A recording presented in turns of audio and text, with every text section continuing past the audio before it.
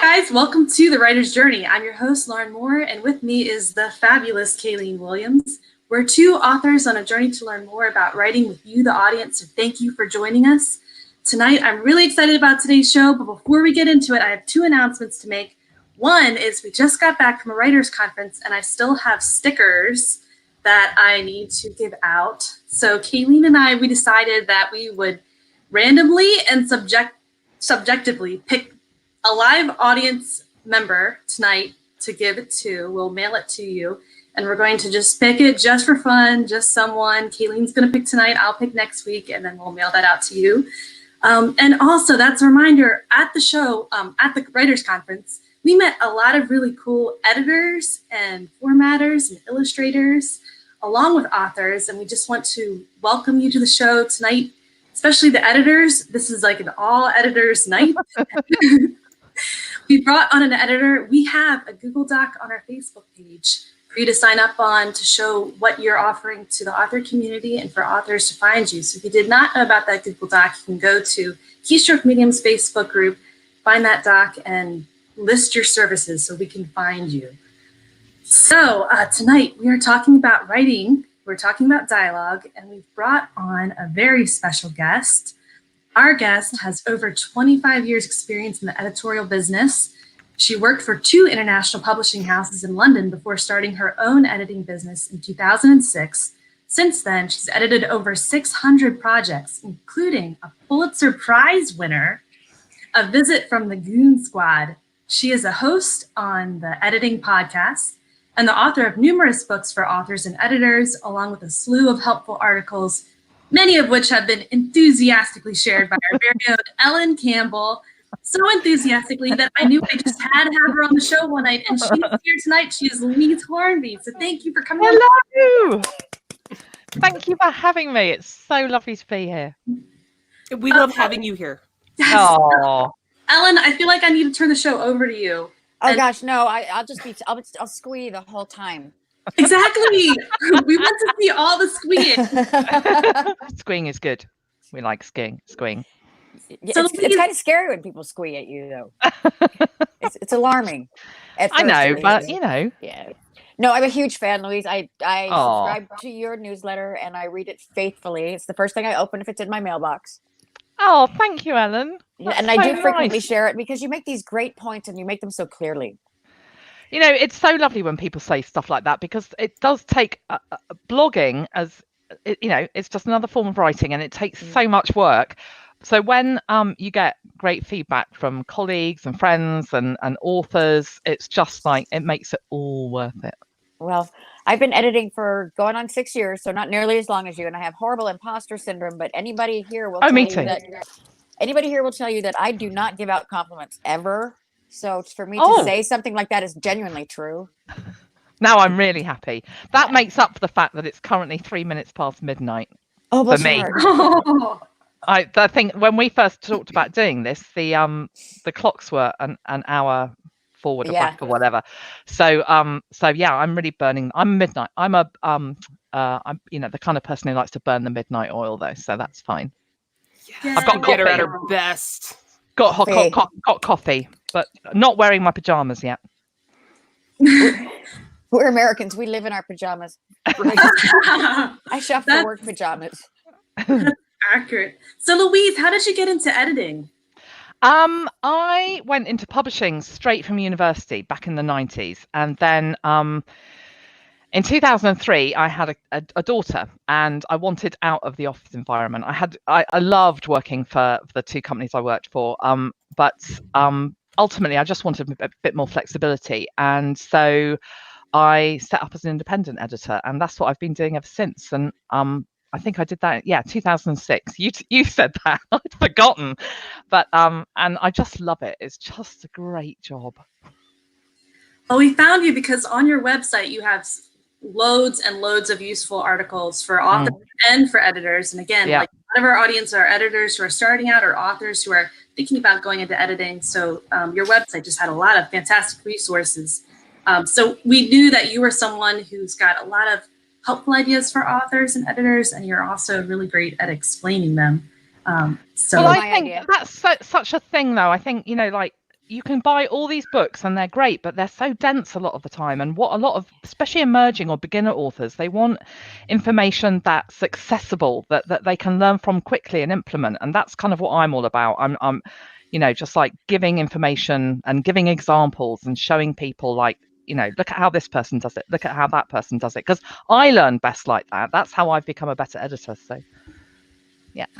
Well, tonight the topic we wanted to tear apart is dialogue. So first, as an editor, and I'll open this up to all the editors here, what are the most common mistakes you see authors making with dialogue? Or our audience member Molly Lerma asks, what pitfalls should we avoid?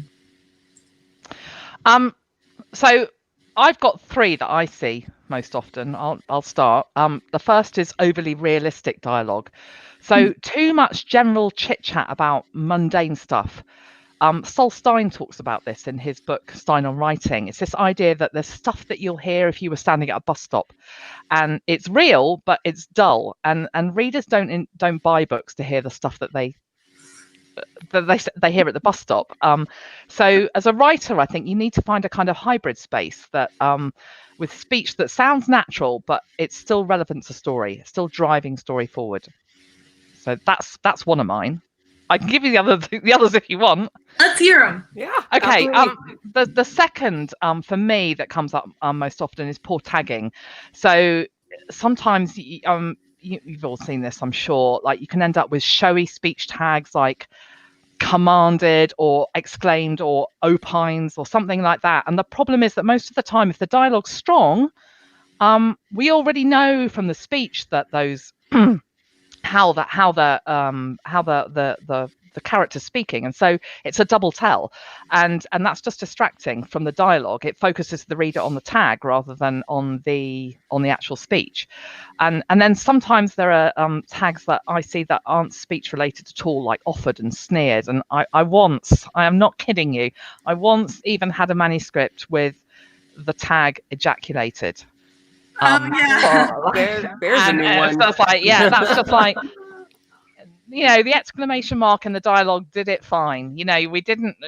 That's just wrong. And so, do not ejaculate your words, guys. Just do not do that. So but you see things like, that's hilarious, Jane laughed, and it's just it. I think that if we use tags, they need to be at the very least speech related.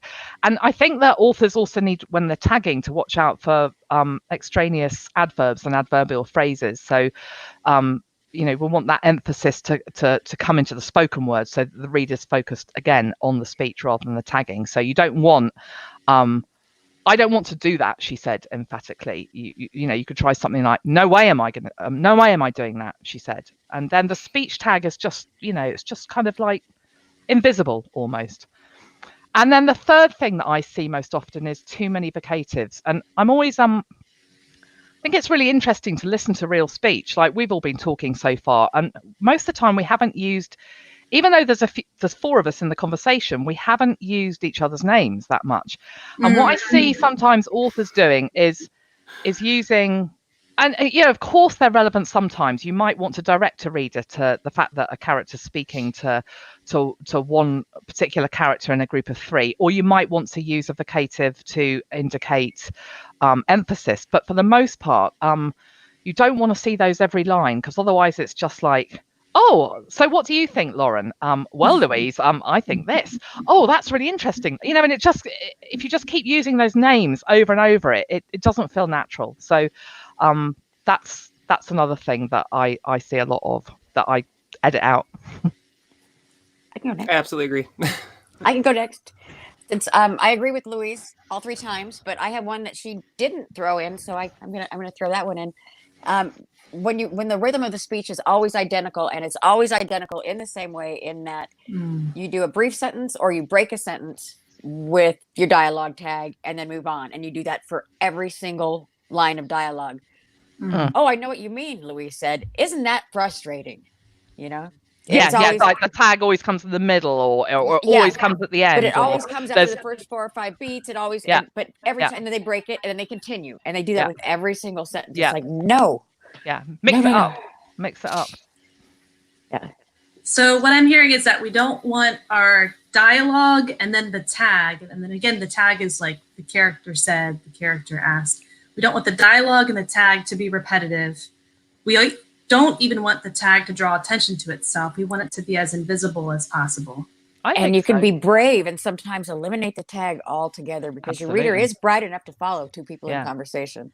Now, when can you decide to do that? Oh. Well, if you've got, I mean, I think when you've got action beats, you've got a strong action beat. That can be a nice alternative. But sometimes when two people are speaking in a conversation, that can happen over 5-6 lines, turns of 5 or 6 lines. And I always think, read it out loud. If you can read it out loud and you can follow who's speaking, then so can your readers. Yes. And so, but if it becomes too mundane and again, a bit repetitive, like what Ellen was saying, that then you think your reader's going to lose their way, then you can put one in, but they don't need to be there on every single line. So they're just that. I think a good tag is there for clarity. Its primary purpose is to show someone. It's just to show the reader who's speaking, and so we need to have that purpose in mind when we tag speech. Now you mentioned action beats. What's the difference between a tag and an action beat? So I always think of action beats as short little snippets of narrative that ground, or they either indicate who's speaking, or they ground a speaking character's place in the environment, or they might give an indication of how that character is expressing themselves while they're speaking. So an example would be, I'm just going to give a really, we're going to talk about this later, but a really obvious one would be Louise sighed, da da da da da da da, and then you get the dialogue afterwards. So that's not a very interesting action beat at all, but it's those snippets of narrative that can be used as alternatives to tags. So because the character's name is given and then the speech comes after the action beat, then we know that character's speaking. But you can place an action beat between two separate bits of dialogue as well. So you could, instead of having Louise said, you could just close off the dialogue in between, or you could separate it with dashes, and you can break it up. They're good ways of breaking up particularly long dialogue. Yeah. Without using looked, sat, stood, walked, watched, stared, glared. Helen's number one, just don't ever do it. You end up with a book with people standing around staring at things, and that's not interesting. That's true. I do want to add something that I've been seeing a lot is dialogue that sounds exactly how you would say it. And what I mean by that is the people who have the inflection go, so enter more dialogue. Well, enter more dialogue. It's like every single character goes, so, well, and it's like every single time there's new dialogue or different characters, they all have that same inflection to say so or well before they continue. And you're spot on, Kaylin, because that is natural. It is authentic, but it doesn't mean it should be on the page, because it's not. It's not that hybrid. It's we're trying to find something that's it's not quite. It's not reportage. It's not the way. That's what you'd hear at the bus stop, isn't it? Yeah. That stuff. So, yeah, that's a really good point. Now, ladies, we actually had a fan question about that, an audience question. Dean Floyd asks inquisitively, how great dialogue while staying in the character's voice. And Bill Frisbee asks, some pointers on making people's dialogue different with unique speech patterns. Yeah. So, what was the first one? I'll tackle that first. The unique. How do you write great dialogue while staying in the character's voice? So I always think that I'm thinking here about sort of like little nudges, again, not overdoing it, but nudges, unique ticks or idiomatic turns that a character might use. So I don't know, if they're a British character, they might be more likely to say bloke instead of guy, or a Scottish person might talk about a stooshy instead of a row. I learnt that last night. That's why I'm mentioning it from my Glaswegian pal Denise. Or maybe they swear a lot, or maybe they use particular colloquialisms. And I mean, I was thinking about earlier today about P.G. Wodehouse and how, we know with his Bertie Wooster and Jeeves books, you can always tell when Bertie's speaking because he's more likely to come up with phrases like, "I'm positively dashed," you know, and so the other characters in the book won't say things like that, and so you can hear you can make that voice very unique by peppering with these little things, as long as they're not overdone, and also that thing that Ellen talked about before about rhythm. I think that some characters, if you're going to convey voice, a character's voice should be true to them. That doesn't mean a character's voice can't change, but if a character's rude and has a tendency to speak more bluntly, then you can maintain a sort of consistency. I'm not saying that each sentence should be the same length, but they should. If they start talking in a really flowery way when they're normally quite terse, then there needs to be a reason for that. So we can recognize character speech by their rhythms, and maybe they use particular kind of structures like polysyndeton or asyndeton, or you know, whatever. But just those different rhythms can help really give an identity to a character's speech. Ellen, how do you jump into a manuscript and bring out a character's voice? Well, first you have to figure out who the character is, but it's not. I'm going to repeat what I said at the conference. I can't tell you do A, B, C, and D. It's really an intuitive thing, almost probably as much as writing a character, finding the voice and weeding the voice out. It's more intuitive. You know that he would never say whatever. I'm drawing a blank, but Louise just said it. But he might not swear, for instance. He might never swear. And then you drop in a damn for no reason, and then you've spoiled the character's voice.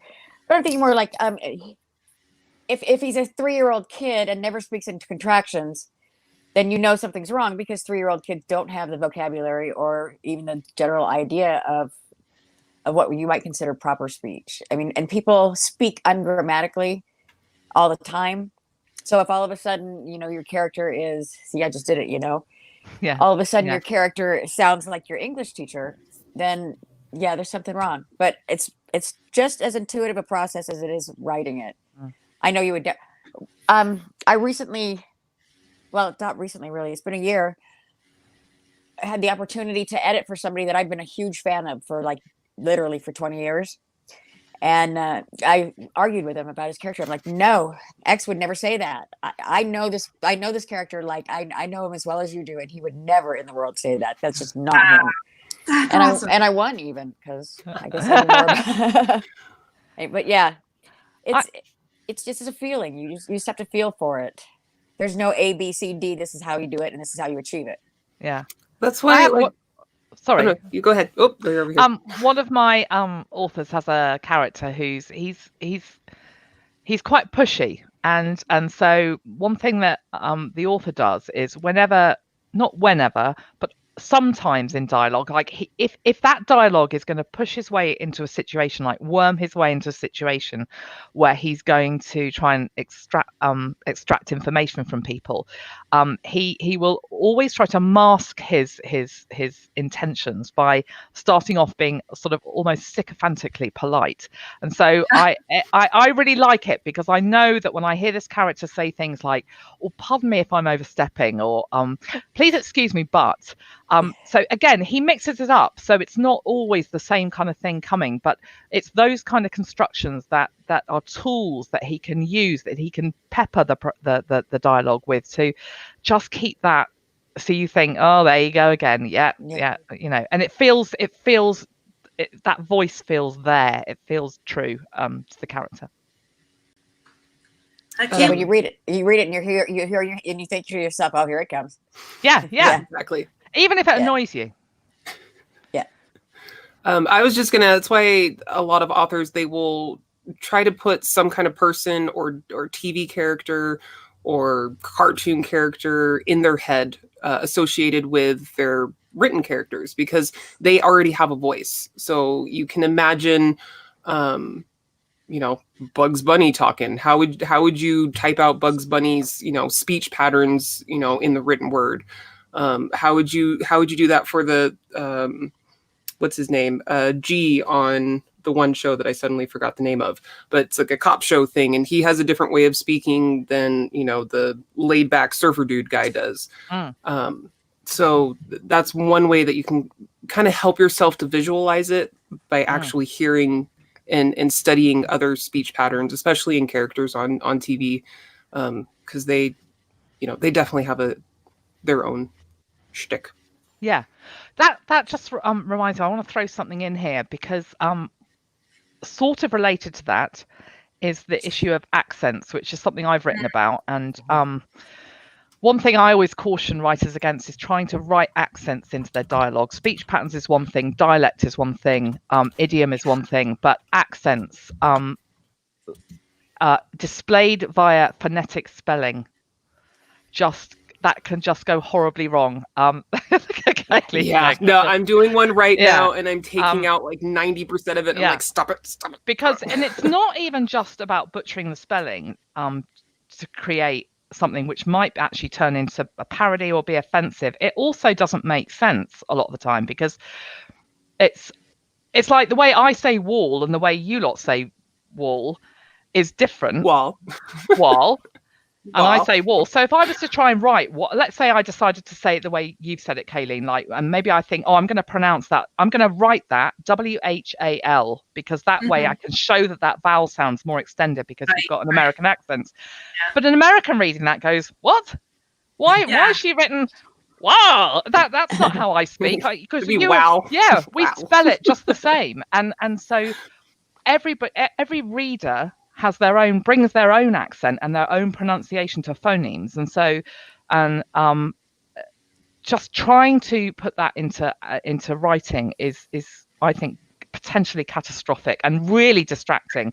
Takes the reader right away from the story and the speech and into trying to work out what on earth is going on, and it's rude. I totally agree. One thing, it's like the first thing I say, you are making it too hard on your readers. They now have to decipher this new dialect. Like, for example, for the word good, because of the accent, he was spelling it Guid. And I'm like, Gwid? Like, you're going to expect your reader to read Gwid day, stop it, good. Yeah. It's much better to give people a little indication somewhere. If you want to, I don't know, indicate that a character's speaking with a New York accent, if you mention that they're from New York or somewhere, then they can do all the work themselves. I mean, I don't really, especially those of us who aren't familiar with thousands and thousands of accents, might not even care. Like the accent, someone's accent is usually the least interesting thing about them. I'm more interested in who did the murder. Yeah. In my work, anyway. Yeah, well, a couple of words go a long way, but a number of our authors are also trying to write for audiobooks.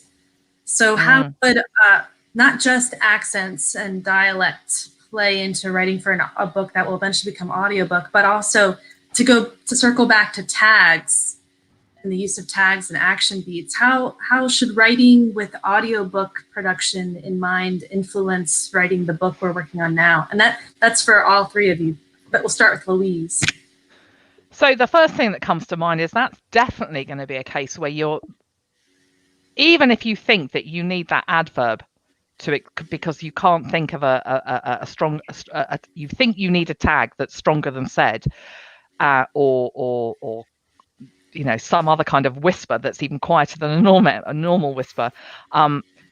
In an audiobook, the narrator can bring all that emotion and volume and speed into the speech, and so then the tag absolutely is, I think, only necessary if we don't know who's speaking. And when Ellen was talking earlier about like tags not often being necessary, if it's a narrator who's good with accents, then they may be able to use pitch as well to differentiate between, to give characters real voices. So it might be perfectly obvious who's speaking. Then it becomes more like a radio play than potentially. On the one hand, the other hand, you do want to retain that sense that it is an audiobook narration. It isn't a play. And so I wouldn't advocate getting rid of tags necessarily, but I think they need to be simple and as invisible as possible. Yeah. And a good narrator should know a good book narrator should know how to handle them. Unbreathing. I agree with everything Louise said. Again, no, but also and I say this all the time: read it aloud, or if you can, get somebody to read it aloud to you, word for word. You're better off getting somebody else to read it to you, because if you have your characters speaking as if there are no contractions, you are, they are, he is, she is. Nobody says that. I mean, literally, nobody says that. He's, she's, we, I, it's. Nobody says it is. When was the last time you heard somebody say it is? It is 5 o'clock. It is time for dinner. When is the last time you heard that? Ever in your life? So you don't. That's something that a narrator might stumble on, and speaking it out loud, and it's not good for your narration. It won't make your audiobook sound better. In fact, it'll make it clumsy and unwieldy. Yeah, Luke Daniels might get past that, but there are narrators that will read it word for word. And if that's the way you wrote it, that's the way you wrote it. That makes sense? No, it totally does. Because that is another thing that I see a lot is all the characters are speaking as though they are, this is what we are going to do, as I know. It's just, it comes out robotic because everything is its own word. And that's a lot of times how your characters can end up sounding all alike, because they're all literally speaking the exact same way. Yeah. It's like something out of an academic textbook almost, rather than natural speech. Very clinical. Like a police report. Yeah. All right, now in a minute, we're going to ask Louise who is doing it well, doing dialogue well, and then we're going to find her top tips for writing dialogue. But first, we are going to have an epic sponsor read by our very own Kayleen Williams. Bum, bum, bum of doom. Let me get that out of the way early. All right, so today's show sponsor is brought to you by Marketing Your Editing and Proofreading Business, Being Interesting and Discoverable by Louise Harnby. It's me! Thank you, guys. Are you thinking about starting a new editing or proofreading business? Marketing Your Editing and Proofreading Business is not for any editorial freelancer who feels that marketing is their Achilles heel. It aims to demonstrate that marketing needn't be difficult, overwhelming, or boring. The book takes proofreaders and editors through the core principles of developing and implementing an effective marketing strategy that will get them noticed and generate business leads.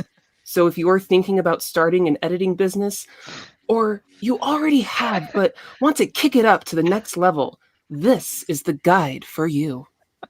Yeah. I think I might get Kayleen to do an audio version of my book. Yes. I would be honored. But then I want Ellen to check it. There you go. Deal. Wow. Does she sound natural? Lauren, you can just have a gin or something. Okay. Oh, there you go. While those two are working. Yes. I love this. All right. So what authors are doing it really well, doing dialogue really well? Or if you're an author who wants to read some fun fiction to kind of see how dialogue can be done well, who would you recommend? So I am going to stick my thriller and crime fiction loving hat on here because that's my wheelhouse. But I really love how Harlan Coben does it. I love how David Rosenfeld does it. It's commercial fiction. They keep it lean. They make every word of their dialogue ooze with voice and mood and intention.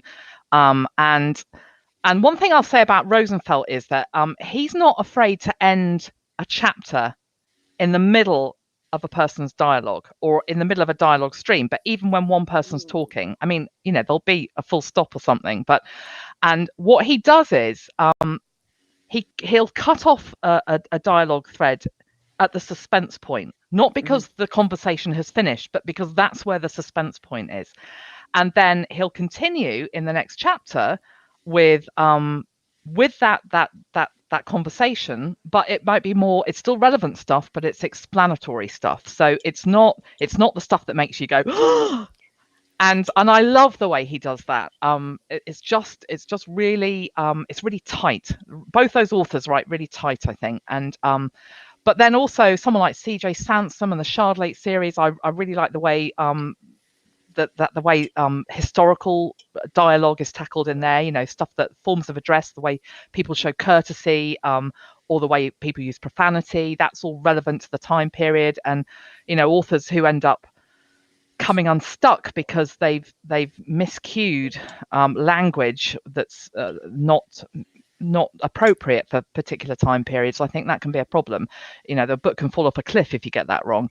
And then for a giggle, P.G. Wodehouse, his Jeeves and Wooster is just fantastic. You know, just sharp and wicked and cheeky.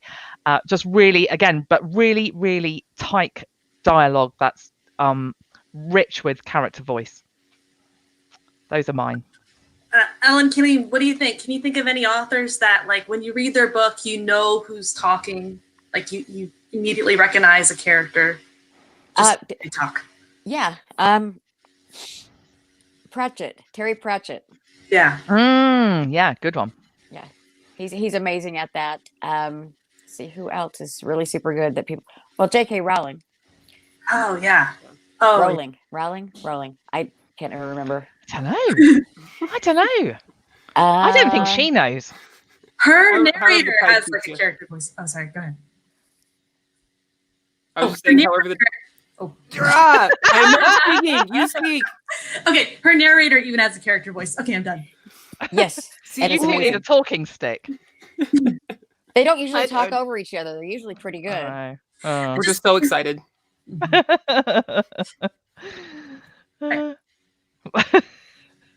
Who's supposed to? You want me to talk? You want me to say something? Oh, you want me to think of another one on the fly because you didn't send me show notes. Let's see. I wish I would have thought about this beforehand because let's see. I'm gonna say Ken Follett because he's one of the authors I've read most recently, and he always has such a really large cast, and you know they're usually split between a lot of different, you know, this is happening here, that's happening there, this is happening over here. But even when it switches to like you've been here, now you need to go back over here with these characters, I still remember who they are. I haven't forgotten, you know, because their speech patterns, their dialogue are really unique to them. So I'm going to say him. Another one, Stephen King. His dialogue is great and again really so rich in voice. He's really mastered that. I think that I always love his writing. I sometimes get I don't always get to the end of his books because I get sort of just because some of them are quite long and I guess I'm like a lot of editors and authors, I'm just reading voraciously. But I love sort of learning a sort of a bit more about the craft of seeing how one particular author puts stuff on a page by reading him. So yeah, I'd throw him into the equation as well. In my head, I'm still kind of wondering, well, how does an author do it? Like as a new author, my little cheat is I put people that I know in real life in the book, and then I know what they would say, you know, in that situation, or I can guess at least. And at least I get close, maybe. I think that's a really good idea, though. I think that's a really good. Are we going to talk about tips now? Because that kind of follows on to something I was going to say. So it's this idea of a while back I read Into the Woods by John Yorke. Are you all familiar with that?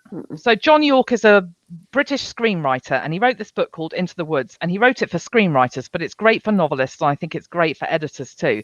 And he has this kind of like it's sort of. I've just sort of boiled it down to something really simple because that's me. That's what I like to do. But that's what editors do. Yeah. So that it's basically there's a sort of trinity that I think authors can use if they're trying to hone their dialogue craft, and to think about voice, which we've talked about already. So that idea that characters speak in a way that's true to themselves, but that it also reflects mood. So a reader should be able to understand from the speech that whether a character's feeling frustrated, the good dialogue should reflect that frustration. So we don't need those complex tags we were talking about on those or long bits of narrative to explain that, unless the dialogue's unreliable. That's a different thing. But that dialogue should evoke that sense of it should show the mood so that the narrative doesn't need to tell it.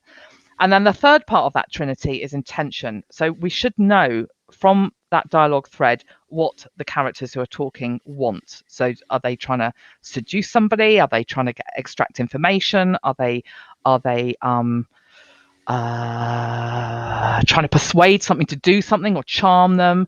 And that intention thing, I think, comes back to mundanity, because when we focus on intention, it helps us to avoid the bland stuff about coffee and the weather and saying hello and goodbye, that bus stop stuff.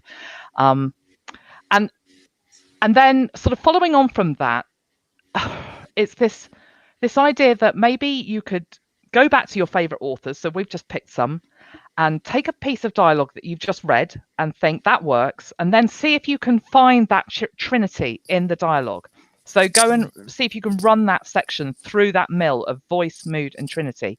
And then you can start to see how those authors are doing it. It does sound a bit like a sort of more formulaic way of doing it, but I found that when I've been trying to learn more about honing craft of the craft of dialogue as an editor and as a writer, just being able to pick apart why one of my favorite authors is doing it so well has really helped me sort of, I don't know, help that curtain lift. That makes perfect sense. Show you how to do it. You learn by doing. Yeah.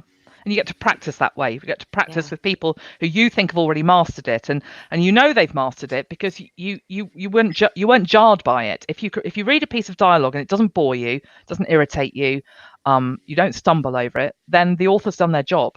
And as you were saying, Ellen, that doesn't mean that they've done it in the same way as the other author, but I suspect that most of the time you will be able to find voice, mood, and intention in a piece of dialogue that worked for you. So read a book that you're enjoying, look for a piece of dialogue, voice, mood, and intention. And for those of us who are new to these terms, what's the difference between voice and mood and intention? So voice would be, that's what we were talking about earlier. So maybe it's someone who's generally a bit rude, or terse, or they tend to swear a lot, or they speak in quite a clinical or precise way, or they could be a bit of a rambler. Those are the kind of things we want to see with voice. Mood is more what they're feeling. So can we sense their frustration or their arousal or their fear by the words they're saying? And then intention is, what do they want? Are they trying to find out who the murderer was, or are they trying to get someone into bed, or are they trying to Make a point? Make a point, yeah. Like me. So it's just separating those three things, but they'll all be there. So look and see how other authors are doing it, and then how you can try to work it into your own writing. And if you've written dialogue and you're not sure whether it's working, then read it out loud, and then break it down. Like, are the voices distinct? Can we tell who's when if you removed all the speech tags, would those characters be identifiable? Could you pick which one was speaking, even if you didn't know? Can you, is all the emotion is most of the emotion being conveyed by the speech rather than by the tags or the narrative in between? It doesn't have to all be in there. I'm not saying that it can't. Narrative's really important too. We want narrative. We don't want just pages and pages and pages of dialogue, but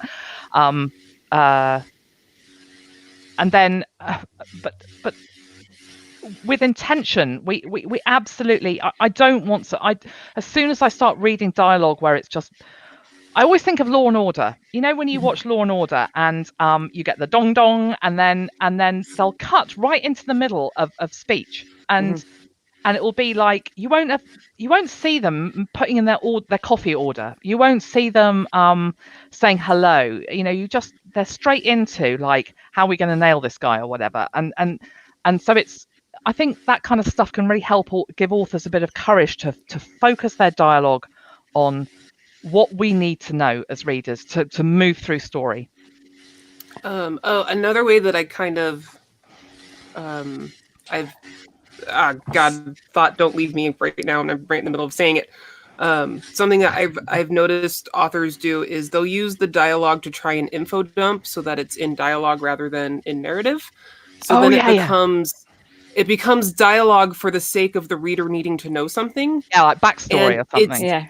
Yeah, and then you're just like, oh, why are you just stop? And then so I mean, if it's really important for the character to know something that another character needs to tell them, that's different. But if it's, this backstory or, well, don't you know that our government does this, this, and that, and this is what we need to do for that? It's just stop it.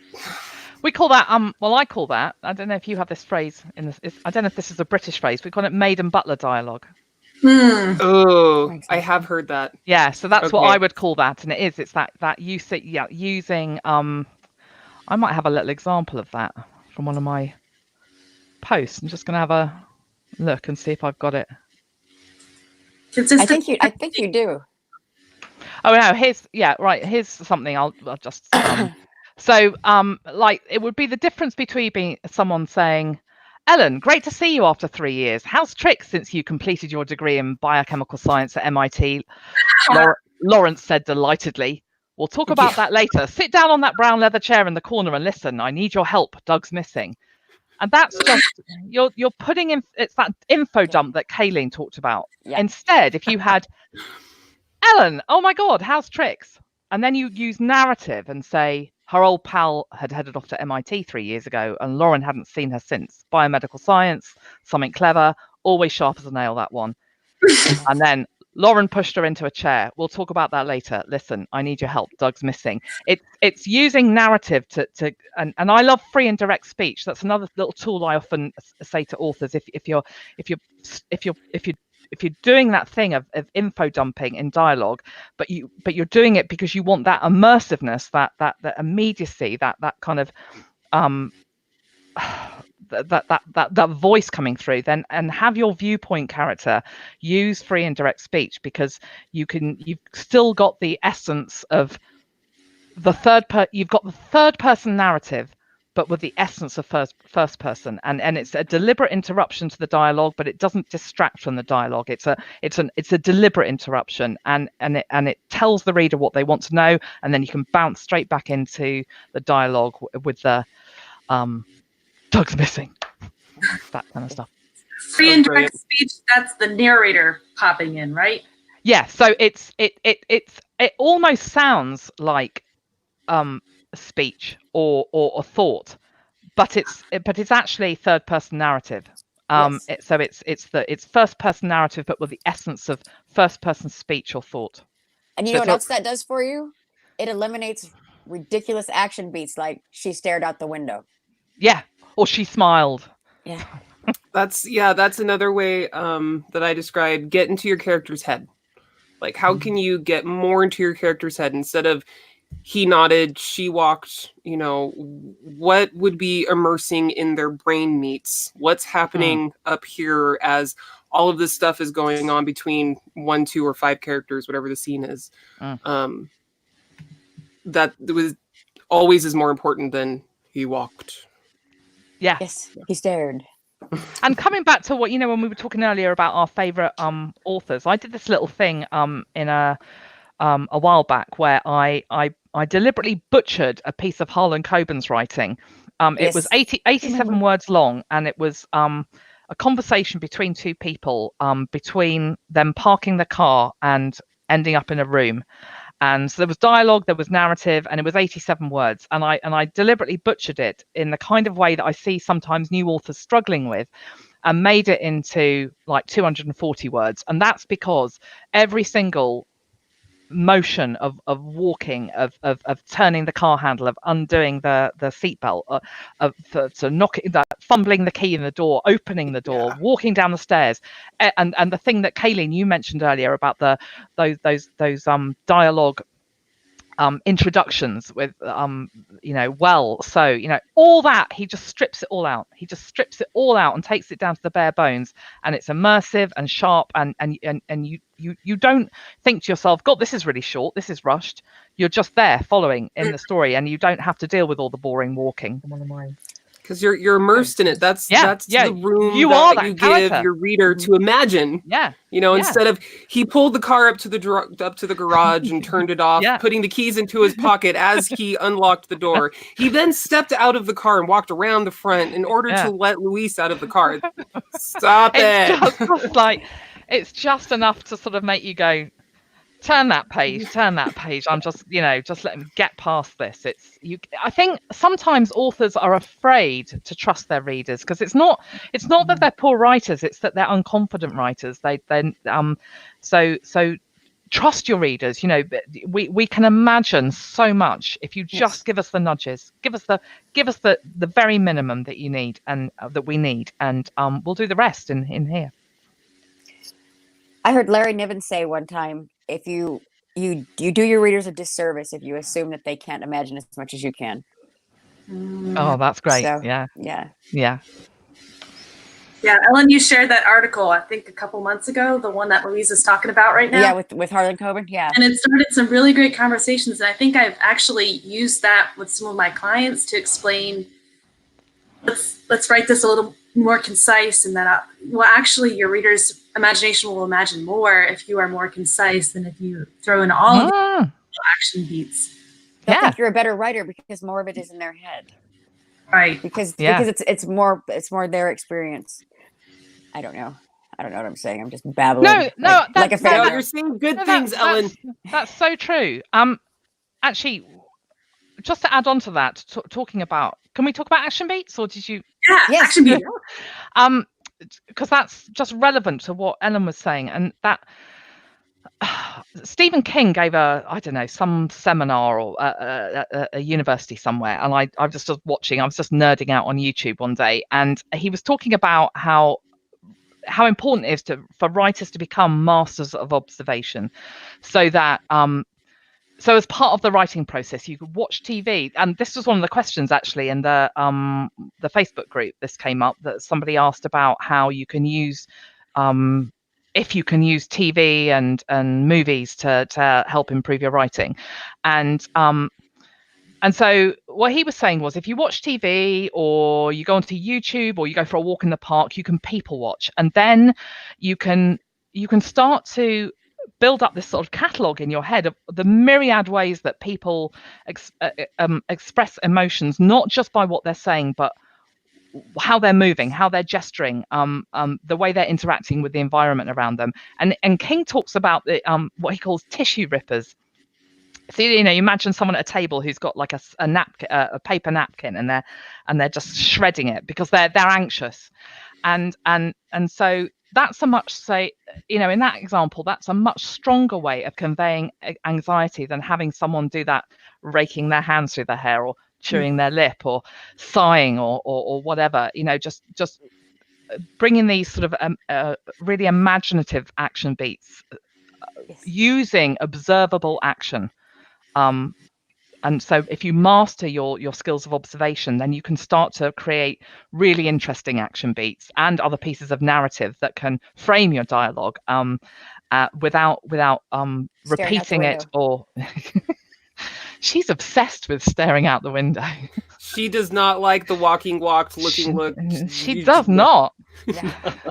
It's like Ellen's #1, do not send me a manuscript with this in it. Probably. I will kill them all. Well, you need them sometimes, so you shouldn't have already used it 372 times. Yeah, but that's the thing, isn't it? Like it's not that there's probably a place for everything in a novel, but maybe not 50 times. So right. It's about making sure that you use it when it works and when it's got power, rather than just like falling back on it. Yeah. I described it to one of my clients. It's not that you can never use it. You just need to think of it as like the hottest hot sauce that ever existed in the world, and just a drop here, drop there, and you'll be good. Yeah, I like that. Hot sauce. I tell my most egregious offenders, use it like you would give away a kidney. There you go. You got 2 times. No, you can only give away one. True. Well, I thought the hot sauce example was better, strong. Yeah. No, not better. I just less brutal. Sometimes you just got to drive the point home. Yeah. I like both of those. I'm going to use both of those. Here's a comment from a while ago. I just want to dig it back up out of the chat. James McCormick was talking about intention, and he mentioned subtext. And I think a lot of what we're talking about with action beats and character voices and getting into your characters' heads kind of goes back to the idea of subtext. So what is subtext, and how can we get into it in our dialogue? Well, just what Louise just said, shredding tissues to convey anxiety is subtext. I mean, yes, technically it's an action beat, but the shredding of the tissue is a subtext that tells you that it's anxiety. But what was the question again? So let's define subtext and talk about how we can use it. Like you gave a great example, but how we can use it in our dialogue and action beats to kind of make it part of the plot more. Well, subtext is the conveying of information without saying it directly. Yeah. So it's showing. Mm-hmm. It's a form of showing rather than telling. That's how I sometimes think of it. It's about it's going back to that idea of maybe giving the reader credit. Not spelling it out. Like getting away from this idea of this person was confused, or she was sad, she was happy, she was confused, she was jittery. Like actually showing that subtext through what can be observed, what can be, or if it's the viewpoint character, what's happening. So if you're feeling anxious, what are you, rather than just saying you feel anxious, what's happening to your guts, to your throat? Are your palms sweaty? Do your hands tingle when you know that you're getting scared or something like that? The emotion thesaurus is quite good for that. Not quite good, it's very good. Let me just have a look. I can't remember who it's by. Angela Ackerman and Becca Puglisi. Not sure how to say that. But like anything else, don't take that overboard. No, absolutely. But no, I have a specific client that just use that for everything. What I think it's good for is helping you to think outside the box. So you don't have to use anything in there, but you can think like, okay, well, look at all the different things they've listed there. That's the way I need to get my brain into gear. So it's for authors who don't know where to start. Have a look at that. Have a look at some of the things in there. But then do what King says. Go out into the park. Turn on YouTube. And I think that's a good thing, because it takes you away from the page a bit. Like when we're writing, you're stuck in this kind of bubble. And when you're using other media and other senses like your eyes and your ears, and then thinking about how you can transfer that onto the page, it's a different experience. And so that's it just gets you out of that looking out the window. And the pixels on the page. James clarifies that his question was more about oh dear, we haven't answered it. The different parts of dialogue.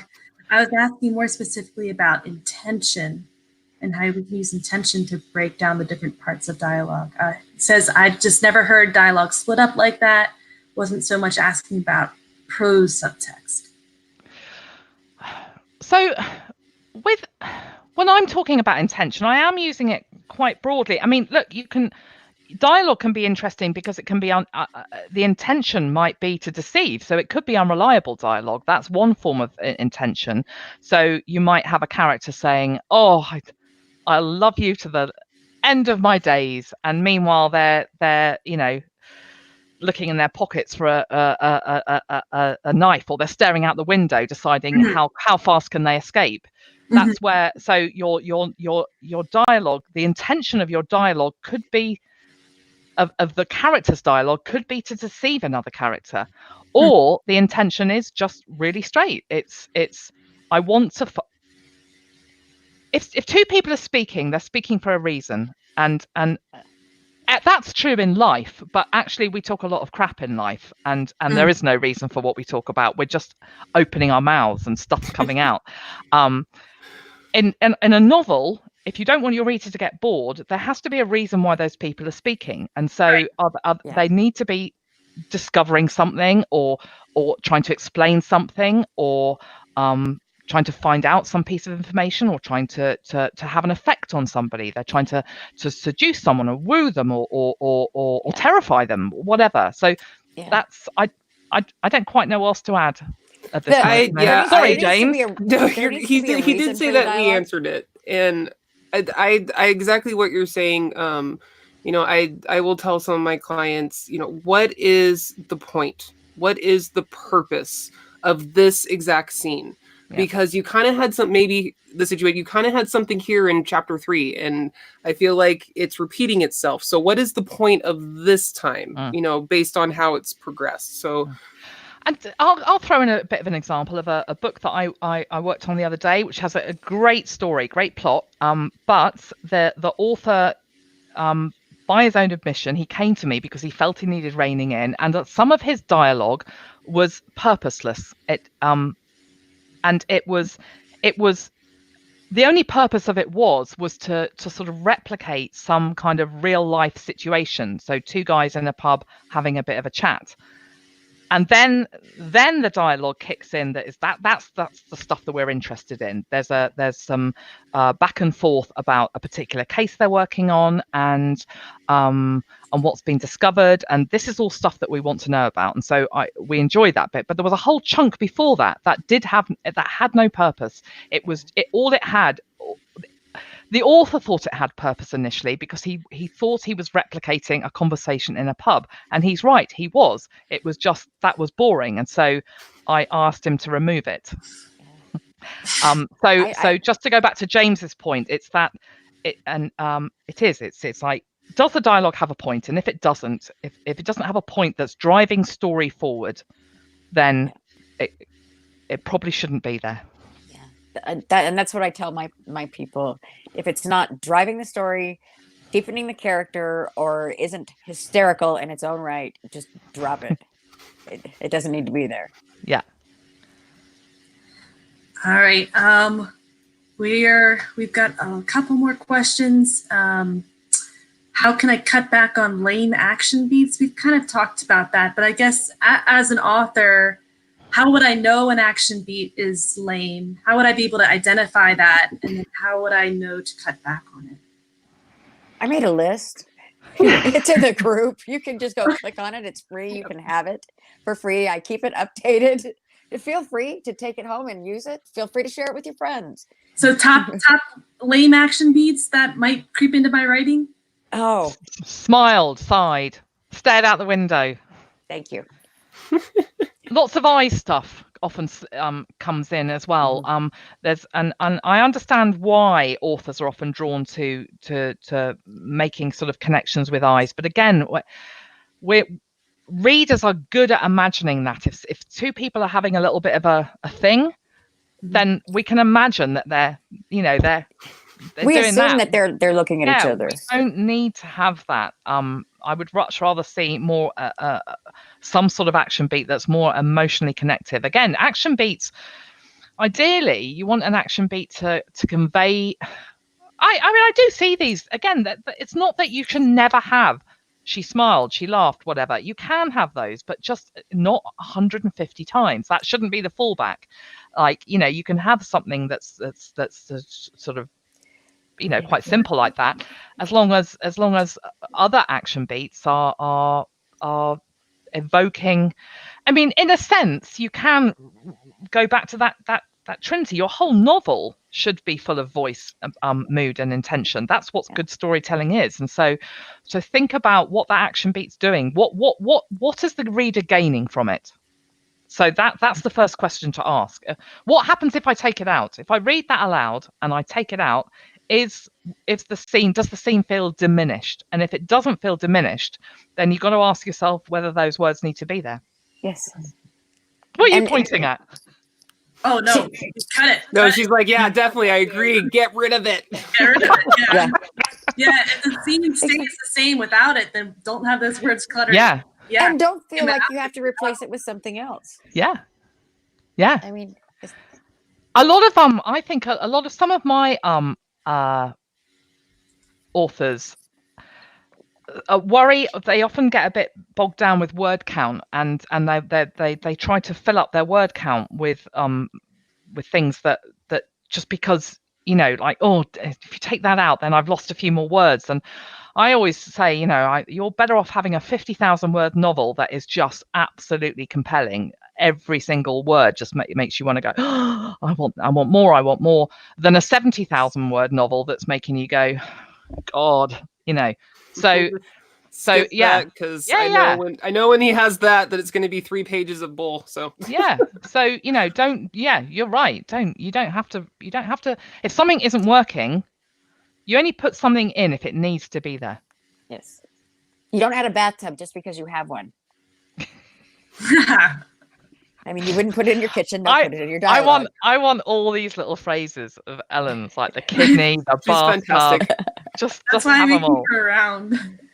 She's amazing. I have my moments. James had another question, I think. You put one on the screen, did you? Oh, he had a great comment. He said, I see that a lot. It's weird when people describe the eyes as separate entities that could be easier replaced with saw or looked. Not at all. Or not at all. It's given the action to eyeballs instead of the characters seems weird to me most of the time as a reader.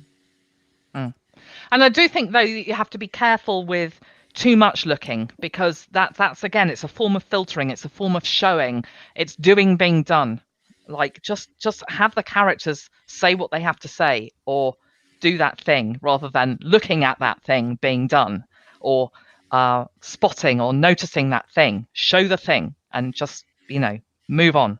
Oh, and that's I do know. Yes. On top of that, you're over here. On top of that, when one reaches, if your character must reach, we know it will be with the hand. Yeah. He reaches with his right hand for the cup. Just he reaches for the cup. Yeah. Like, and shrugging with shoulders. No. Nodding. Nodding heads. You can only he looked nod at her head. with his eyes. Stop it. Yeah. What he's looking at her with his nipples? Like, I mean, I don't know. Yeah. Maybe it's weird romance. Well, in sci-fi, maybe that's okay, but No. not. It's not okay. Well, It's Never okay. okay. It's never okay. I did not Yeah. consent. Louise, you just explained what this is, but just to reiterate for our audience, you said the F word, filtering. Oh yeah. Explain real quick what filtering is so we know to take it out of our writing, please. Yeah. So filter words are what I call being done. They're things like noticed, spotted, heard. That can be a tricky one. I wouldn't always. Heard's a little bit special, but It's like why. Yeah. A-E-I-O-U. Sometimes why. I've got a list. I've got a list of these as well, Yes, and But you know, it's like I so and so looked at something like. It focuses the reader on the character doing, seeing, or you know, I looked and saw. It's like if there's a car on the other side of the road, you don't need to tell us that the character looked at it, because if we're in the character's head, if we're following that character, then we know they must be seeing it because they've reported it. It's either been reported in speech or it's been reported in the narrative. And so we don't need to be told that there's looking being done. So just watch out for that. That if just show the objects, the environment, the actions, the emotions, rather than telling of people seeing, observing that stuff happening, or hearing that stuff happening, or wondering about that stuff happening. It's like the same as, you know, you're giving too much information to your reader that they can no longer imagine what your characters are It's a tap on the shoulder. It says, oh, by the way, just in case you didn't realize, they're actually looking when they do this. It's like, we know, so. Okay, got it. Thanks. Yeah. Thank you. So instead of he saw the car drive by, just say the car drove by. Right. Yeah. And it just keeps it lean. It's just lean and tight and that works particularly well for crime fiction, but you know what? That works for romance. It works for any genre, because too many words in any genre is too many words. Yeah. And you're reminding your character that, or you're reminding your reader that they aren't the character. Yeah. You're pulling them out rather than letting them. Whereas when you say the car drove along the road, it's like you're that character experiencing that happening. Right. And you imagine your own road. Like you've given them, there's some sort of trees and it might be dusk, right? We can see that. We imagine our own road and we have our own car coming by. Yeah. And we know what it sounds like. And So any final tips on dialogue writing? How to make snappy dialogue writing, unique dialogue writing, exciting dialogue writing? Final tips and tricks? I want to talk about talking head syndrome. So I was reading a book by Joe Nesbo, who again is another crime writer that I love, but he had this thing. I've mentioned this in one of my blog posts. There was 4 pages of one guy speaking, and it was just this long rant. There were no action beats. There was no reflection from the viewpoint character thinking, God, this guy's boring. And even that it wasn't that the guy was actually, the dialogue wasn't irrelevant. It wasn't even boring. It was just a monologue. And so I just thought it was like, he's Joe Nesbo. He can do what he wants. It's like telling Agatha Christie to, up her game. You wouldn't, would you? But I think for writers who haven't achieved that kind of notoriety, they have to be a little bit more careful. And so you need to be looking at is there what's happening outside the dialogue, just make sure that it doesn't become just like one person going blah blah blah blah blah. Ladies, what do you think? Any last final tips on dialogue? Well, I think what Louise said was perfect. Keep it lean. Find the happy medium for your hybrid, and you're going to be 1,000 times better off. Read it aloud. I keep saying that. Read it aloud. And a lot of times we don't need the introductions. We don't need so this thing that happened 5 years ago, remember when that happened? My God, it's exploding. Let's just start with it's exploding. Yeah, just cut in. Yeah. That thing about just like going with if you leave a chapter at a suspense point, and then if you want to start a chapter with a suspense point, then great. But we don't need to know everything, do we? And then Louise, who was that author who did that really well? Like starting the chapter with a suspense point, leading. Oh yeah, I David Rosenfeld. He was recommended to me by one of my authors, and he writes this series featuring this lawyer called Andy Carpenter. Now I'll warn anybody who wants to go and check out his books, if you like crime fiction, they're dreadful covers, most of them. They've got these he's really into dogs, and he has this foundation for golden retrievers, and so all the covers of a lot of the covers of his books have got these like just photographs of dogs on. And so like there's one called Dog Tags, and so it's got a picture of a golden retriever with a dog tag. It just looks, you would look and think that was I think you would look at that book and think it's like a cozy kid's. Yeah, a cozy or a sort of a kid's crime novel. They're not. They're gritty. They're tightly written. They're really. I wouldn't go as far as to say they're hard boiled, but he's just a great writer, and so you just have to ignore the covers. But if I saw those on a bookshelf, I would never pick them up, because I think no. But they're not cozy at all, and he's such a great writer. So yeah, David Rosenfeld. Go and check him out on Amazon or wherever. Or if he ever hears this, David, change your covers, get some updates, make them pretty. Ladies, I love you, but that's me. I gotta go. Oh, sorry. Bye. Bye. We love you. Love you. Bye-bye. Louise, it was great. I'm so excited. And it was lovely to see you. Now we watch Ellen trying to go as away. she it's like graceful exit. And then there was we're hearing all sorts of catastrophes in the background. Yeah, and I can't. It's a new phone. I can't figure out how to get rid of you for real. Oh, you can't leave us. Apparently not. There you are. Oh, there she goes. All right, Kayleen, we have to subjectively pick at random. Okay, so I'm going to randomly, subjectively pick whoever was first. Because it's been this huge game coming from live and the writer's journey of I'm first. Let's give that person a prize. Who was first tonight in the live chat? I believe it. Let me see. I think it was Shadow. Yes, Shadow the illustrator. All right, Shadow, you win a keystroke sticker. Yay! Oh wait, no, golf clap. Can I have a keystroke sticker? Yes, you can have all the keystroke stickers. Well, yes. One will be fine. Yeah, PM me your address and I will mail you one. Okay. And Shadow. Darling. Yes. Oh, no, sorry, you didn't mean me. No, you. Yeah, you too. You too. You and Shadow, both of you. Okay. You get a sticker. She gets a sticker. Everyone will get a sticker if you're first. No, I'm kidding. Or if you're on. They did go through the airport with me, so they're a little dusty. I like that. Oh, good. They're well loved and worn, and they have been to Vegas and back. Well, I just like rustic stuff. That's my house, so I want a rustic sticker. Very good.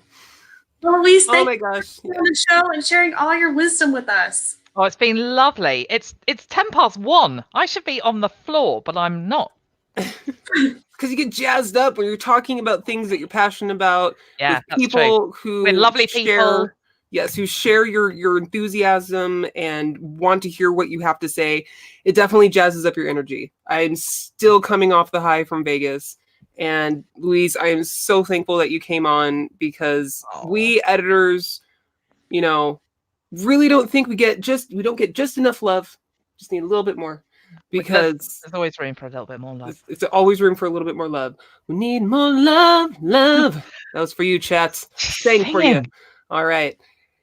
Please come back next week and stop, scrap that, rewind, edit in. Where can our viewers and listeners find you, Louise? Yeah, I've a blog, lots of writer resources, information about my podcast at harnby.co/fiction editing. All right. Or you just go into Google and type in Louise Harnby and you'll find me. There you go. You heard it here. We are and if you want to win stickers, you need to be in the live chat. You got to be in the live chat to win all the awesome, amazing prizes. And if you want to hear more from us, hit that little subscribe button, ding the bell. Definitely leave a comment. We love to read those. We try to reply to them if we can, all that we can, every time we can. And yeah, come back next week where we're going to talk about some reading, writing, and everything in between right here on Keystroke Mediums, The Writer's Journey. Good night, you guys.